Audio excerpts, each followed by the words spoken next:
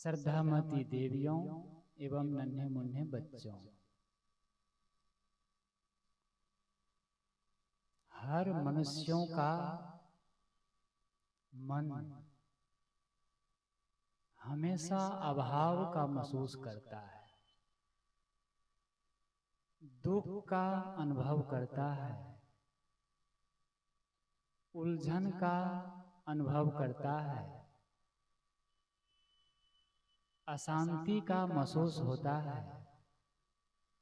ये जीवन व्यापार का घाटे में जाना है। ये हमारे जीवन जीने का एक थर्मामीटर है कि हम जीवन को किस ढंग से जी रहे हैं।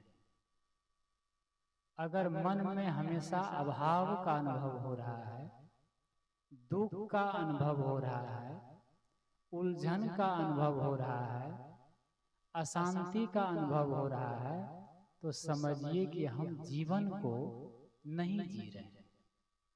किसको जी रहे हैं? संसार के उलझनों को जी रहे हैं, विकारों को जी रहे हैं, उद्वेगों को जी रहे हैं। मतलब जीवन का आनंद नहीं ले पा रहे हैं अभी।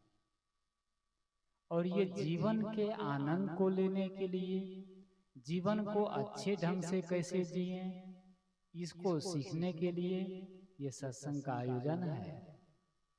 तो बात ये है कि हमारा मन हमेशा अभाव का महसूस क्यों करता है, दुख का अनुभव क्यों करता है। बाहर बहुत कुछ है, बाहर में सब कुछ है। सब कुछ मतलब सब कुछ क्या है? रोटी, कपड़ा, मकान। ये तीन चीजें मिल गई तो समझिए प्रकृति, परमात्मा, विधाता, ईश्वर, जो भी आप कहें, आपको सब कुछ है। क्या चाहिए जीवन में? रोटी चाहिए, भोजन चाहिए, पहनने के लिए कपड़े चाहिए और सोने के लिए जगह चाहिए। अब वो जगह बिल्डिंग भी हो सकती है, झोपड़ी हो सकती है। तो रहने के लिए तो सबके पास है, जो भी छोटा बड़ा है। खाने के लिए सबके पास है और पहनने के लिए कपड़े है कि नहीं? कितने कपड़े हैं? देवियां हैं, लक्ष्मी है। आप लोग से पूछा जाए कि पहनने के लिए कितनी जोड़ी साड़ी है, ये बात कई जगह हम लोग जब जाते हैं सत्संग में तो वो दुखी है, अशांत है, दुख रोते हैं, तो उससे पूछा जाता है कि आपके पास क्या कमी है, आखिर दुखी क्यों है, दुख किस बात का है। तो पूछा गया कि कितनी साड़ी है, कितने कपड़े हैं, तो कहा साहब गिन के बताइए, 2 अलमारियां भरी है। अब इतने कपड़े हैं कि 2 अलमारी साड़ी से भरी है, और कपड़े हैं, बच्चे हैं, मकान है, बैंक बैलेंस है, सब कुछ है। इसके बाद भी दुख किस चीज का है? थोड़ा सा चिंतन करें, दुख क्या है? किसी मनीषी ने कहा है, अभाव आकाश का नहीं, उड़ने वाले पंखों का है। अभाव प्रकाश का नहीं, देखने वाली आंखों का है। भरे समुंदर में रह करके मछली प्यासी क्यों, यह प्रश्न मेरा नहीं, हजारों लाखों का है, हजारों लाखों का है। क्या कहते हैं? अभाव आकाश का नहीं, उड़ने वाले पंखों का है। जितने पंख फड़फड़ाएंगे उतने ऊपर जाएंगे। अर्थात जितनी परिश्रम करेंगे, मेहनत करेंगे हम, उतने डेवलपमेंट होंगे, अच्छे बनेंगे, विकास करेंगे। परमात्मा, प्रकृति, ईश्वर, विधाता हमारे जीवन के विकास की सीमा तय नहीं करते। ईश्वर कभी हमारे जीवन के विकास तय नहीं करते कि तुम्हें इतना ही विकास करना है। वे तो अनंत है। आकाश कितना है? आकाश अनंत है, जितना उड़ सको, जितना छलांग लगा सको। तो अभाव आकाश का नहीं, उड़ने वाले पंखों का है। अभाव प्रकाश का नहीं, देखने वाली आंखों का है। भरे समुंदर में रहकर भी नीम प्यासी क्यों, यह प्रश्न मेरा नहीं, लाखों हजारों का है। मीन मछली जलाशय में रह कर भी प्यासी हो तो कितना अफसोस। ये कबीर साहब या जो भी मनीषी कहा है ये मछली के लिए है। ये मछली को कह रहे हैं पानी में मीन प्यासी वही सुनी सुनी आवे हंसी। भजन प्रसिद्ध है ना। तो क्या मछली को संबोधन करते हुए कबीर साहब कह रहे हैं कि मछली पानी में प्यासी है और प्यासी मर रही है। ये मछली नहीं, ये मानव के लिए है कि मानव अथाह शांति के सागर में है, सुख के सागर में है, फिर भी मानव क्या है? मानव आज दुखी है, मानव अशांत है। ये डायबिटीज और शुगर, बीपी, टेंशन ये सब किसको है? पशु को है, गाय को। जांच किए हैं आप लोग कभी? गाय को निकला है चीनी की बीमारी, बीपी, हार्ट? पशु के पास कोई ये सब बीमारी नहीं। किसके पास है? जिसको कहा गया इस धरती का सिरमौर प्राणी कौन है? मानव। और मानव को आज सारे रोग है, सारे तकलीफ। क्यों? क्योंकि मन, कहते हैं मेडिटेशन। मेडिटेशन मतलब माइंड आदमी का टेंशन में है, और टेंशन को जो शांत कर दे उससे कहते हैं मेडिटेशन, ध्यान, समाधि, शांति। तो हम सबको चाहिए अपने जीवन में कि हमें जो अभाव का अनुभव हो रहा है, दुख का अनुभव हो रहा है, इसको मिटा। बाहर से नहीं मिटेगा, ये भीतर से मिटेगा।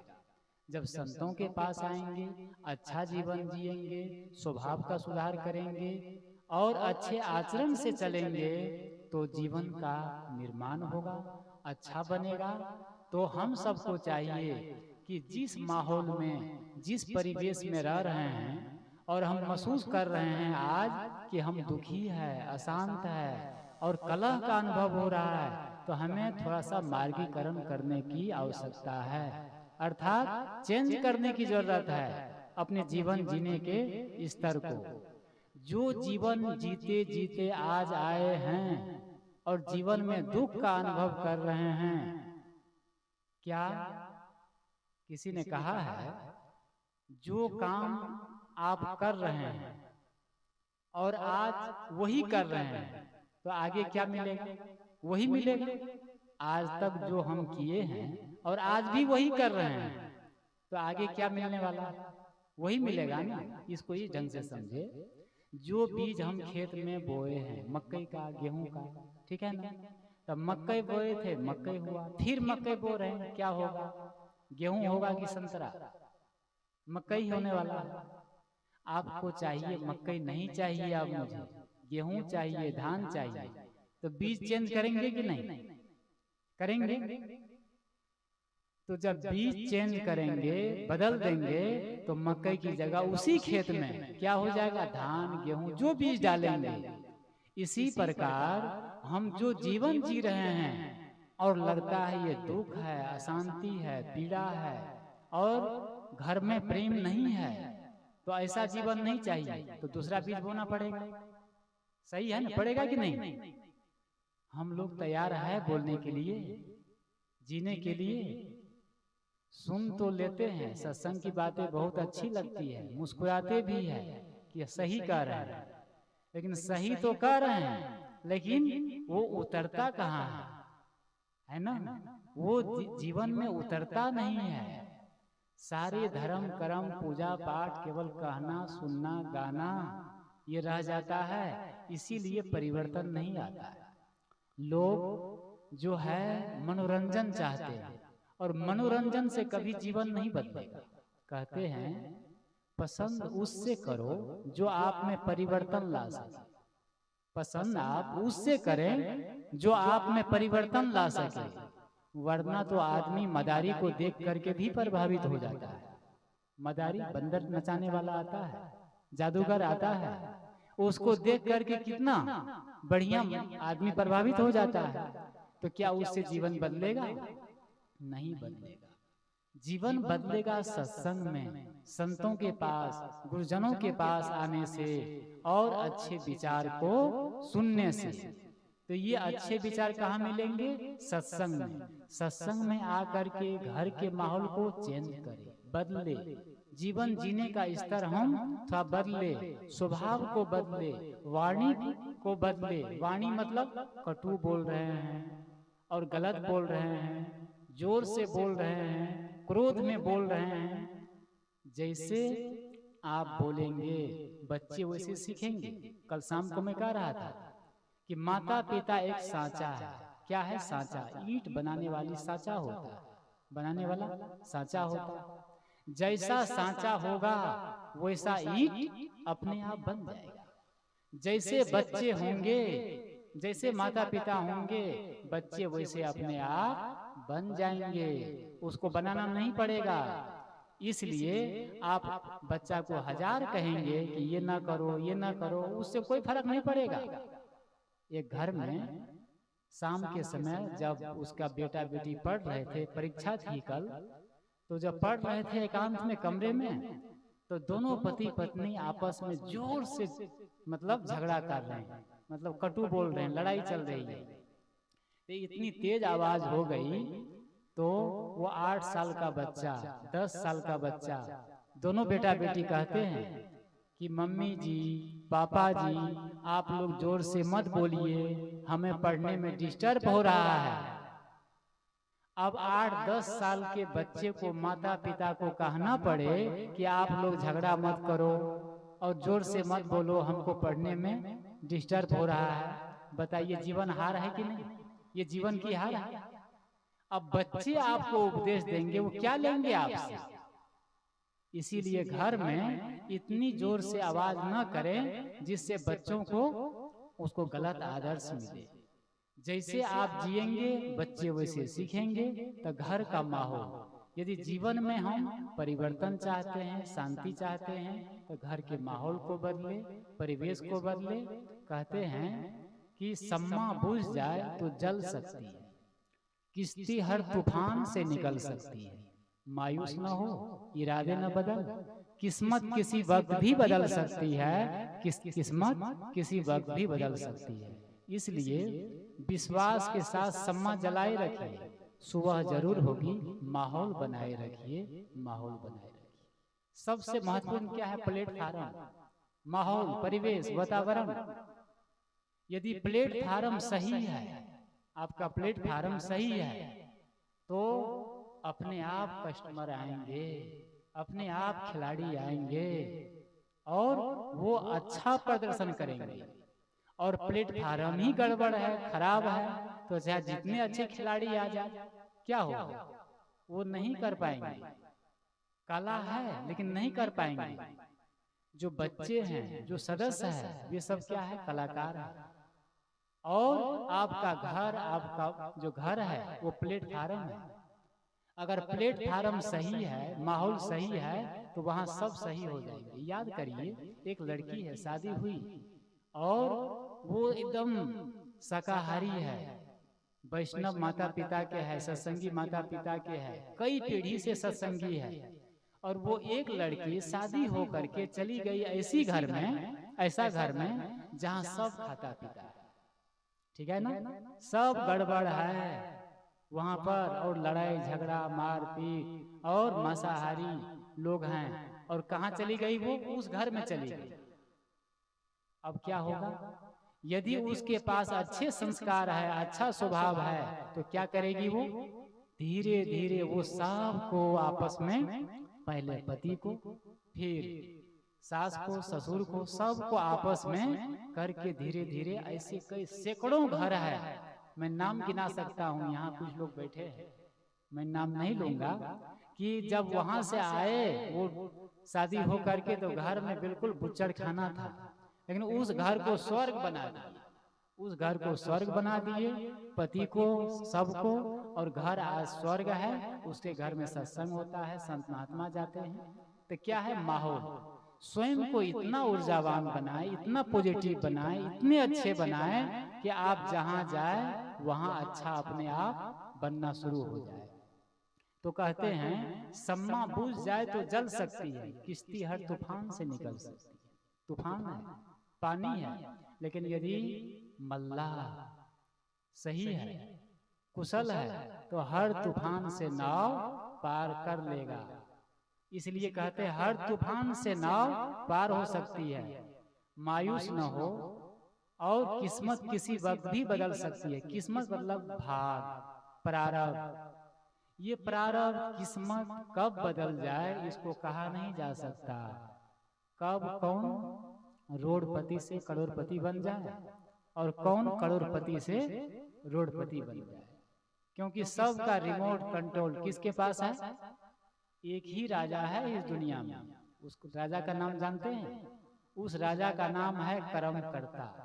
कर्म करता मतलब जैसा आप कर्म करेंगे वैसा प्रकृति विधाता आपको बना देंगे। इंसानियत दिल में होती है, हैसियत में नहीं। ऊपर वाला सिर्फ कर्म देखता है, आपकी बसीहत नहीं। क्या कहते हैं? इंसानियत दिल में होती है, प्रेम दिल में होता है, खुशी दिल में होती है, बसीहत में नहीं। आपके पास बसीहत, बसीहत किसको कहते हैं? कितनी जमीन है, कितने बड़ा मकान है, कितने बैंक बैलेंस है, कितनी सोना चांदी है, इसको बाहर वाला देखेगा। आपके द्वार पर आए हैं और उनसे आप मुंह घुमा लें, कटु बोले, तो आपकी हैसियत, बसीहत, धन संपत्ति किस काम के उसके लिए नहीं है ना। इसीलिए कहते हैं कि इंसानियत, अगर आप हम सब कहते हैं कि इंसान को इंसान की तराजू से तौलिए, दो शब्द ही सही लेकिन प्रेम से बोलिए, ठीक है ना? क्या है? इंसान को इंसान की तराजू से तौलो, धन की तराजू से नहीं, पद के तराजू से नहीं, प्रतिष्ठा के तराजू से नहीं। इंसान को इंसान की तराजू से तौलिए, दो शब्द ही सही लेकिन प्यार से बोलिए, प्रेम से बोलिए। तो हम सबको चाहिए कि क्या कहते, बसीहत नहीं, लोगों को हम दिखावा न दिखाएं, संपत्ति, धन, दौलत ये नहीं। तो कहते हैं कि इंसानियत दिल में होती है, बसीहत में नहीं। ऊपर वाला सिर्फ कर्म देखता है, आपकी बसीहत नहीं। यदि कर्म गड़बड़ है, आप शराब पीते हैं और आपके पास 100 बीघा जमीन है, अच्छी नौकरी है, तो वो एक शराब, एक गलत कर्म आपको भिखमंगा बना देगा, क्योंकि देख रहा है ना, प्रकृति देख रही है। तो कर्म, हम जब शुभ कर्म करेंगे, अच्छे कर्म करेंगे तो सब बढ़िया होगा, सब अच्छा होगा। तो अब मैं कह रहा था कि हर व्यक्ति का अपना मन अभाव, असंतोष, दुख का अनुभव करता है, और इसका मूल कारण बाहर नहीं, हमारे भीतर है। जीवन है, घर है, परिवार है, उन सबको सही कर लेंगे, बीज चेंज कर देंगे, जीने का ढंग सही कर लेंगे, तो ये अभाव और दुख का अनुभव हमें नहीं होगा। इसी के साथ मैं अपनी बात को विराम देता हूँ।